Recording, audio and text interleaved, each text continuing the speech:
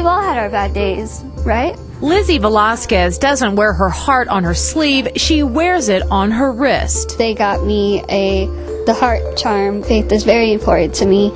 5 simple charms that represent the victorious story of what some might consider an uncharmed life of heartache, struggle, and pain. Lizzie is one of only 3 people in the world with a rare syndrome that does not allow her to gain weight. I was called Skinny Bones. That was a really big one. Skinny Bones, Grandma, because a lot of people told me I looked really old. Pork chop legs.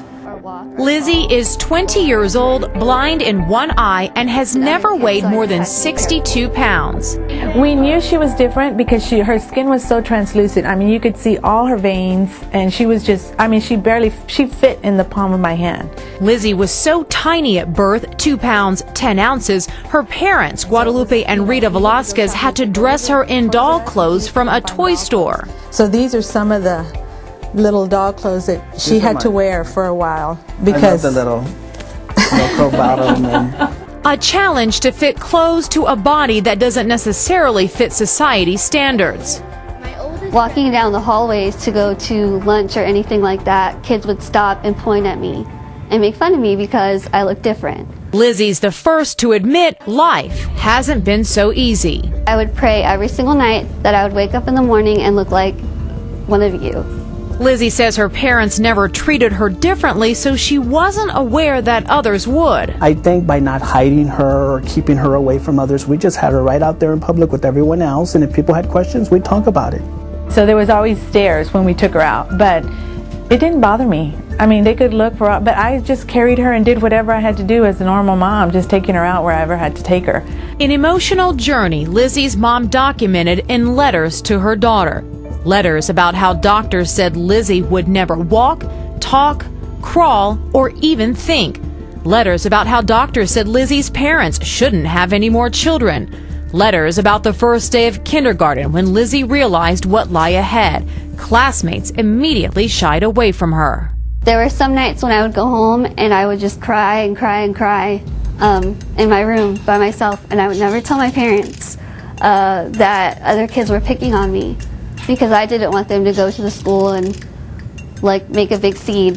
It makes me want to hit somebody sometimes, but I know that I have to stay calm, and even if it's not directed towards me, it's about my sister, and it hurts me probably just as much as her. Hurt in the form of comments, emails. This is just one example. When people say, like, you know, you should die, and I hope people don't, like, I hope you don't spread your genes everywhere, and it's like, oh my god, there's like, it's just, you know? Everybody expects you to be like what they see on TV, you know, or the magazines, and if you don't fit that image, then they question you and they look at you weird. What makes me the most mad is when adults do it.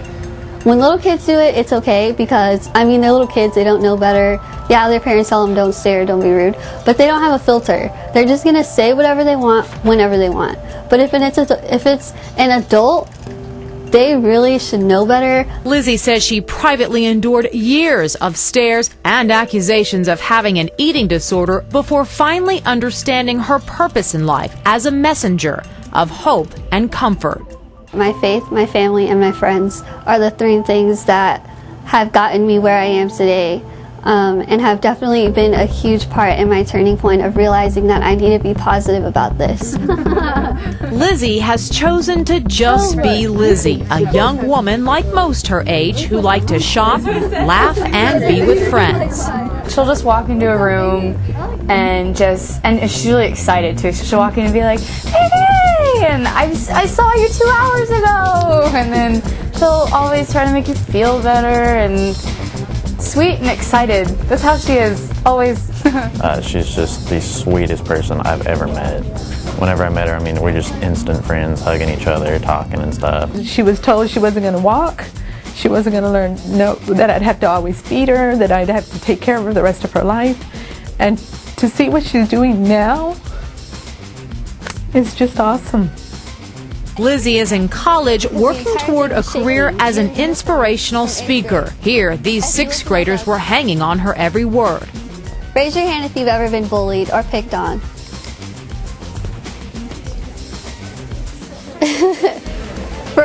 For dumb reasons, right?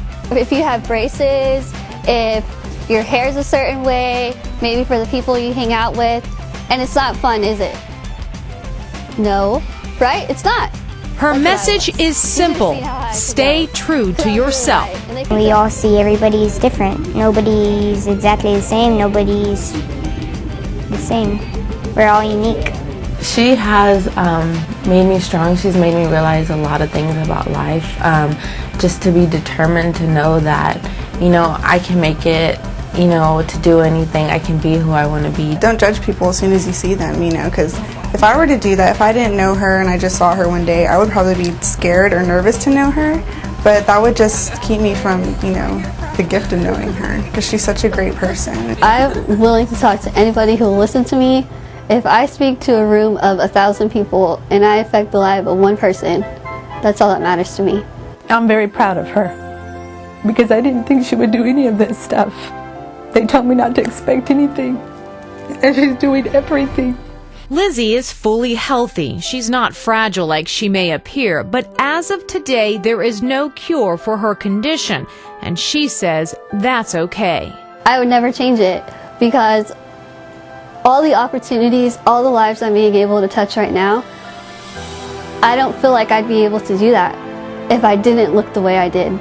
Those Lizzie has touched say she's an angel, sent to teach us all about kindness and acceptance. If I could live my life the way I do now, you can too, no matter what.